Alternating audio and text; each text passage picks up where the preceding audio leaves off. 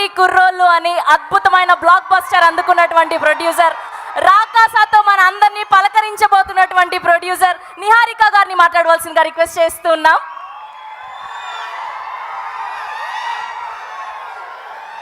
Good evening.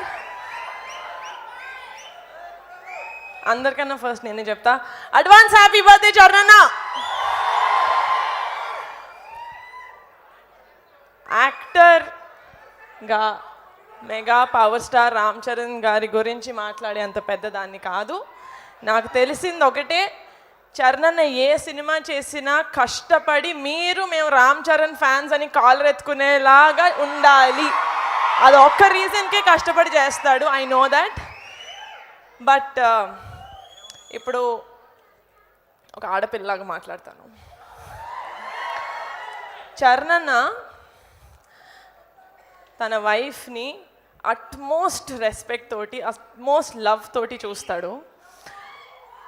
తన అక్కల్ని చెల్లెల్లాగా చూసుకుంటాడు, చెల్లెల్ని కూతురులాగా చూసుకుంటాడు, కూతుర్ని అమ్మలాగా చూసుకుంటాడు, అమ్మని దేవతలాగా చూసుకుంటాడు. Mega power star Ram Charan గారి ఫ్యాన్స్ లాగా ఇక్కడ నాకు 90% అబ్బాయిలు కనిపిస్తున్నారు. కాబట్టి చరణ్ నుంచి మీరు ఏదైనా తీసుకోవాలి అంటే ఆడపిల్లని అమ్మవారిలాగా ట్రీట్ చేయండి. అండ్ ఒక ఆడపిల్ల పక్కన mega power star Ram Charan గారి ఫ్యాన్స్ ఉన్నారు అంటే ధైర్యంగా ఉండాలి. ఒక ఆడపిల్ల ఉంటారు కదా. చరణ్ బర్త్డే రోజు ఇది ప్రామిసా కాదా? ఐ రియలీ హోప్ చరణ్ హెల్దీగా, హ్యాపీగా, లైఫ్ లాంగ్ ఉండాలని మనస్ఫూర్తిగా కోరుకుంటున్నాను. Thank you so much. I love you so much Charan. వీళ్ళందరికన్నా ఒక మెట్టు ఎక్కువ నాకు నువ్వు అంటే ఇష్టం.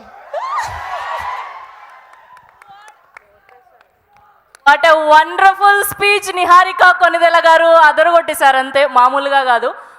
సో ఇప్పుడు స్వీటెస్ట్ ప్రొడ్యూసర్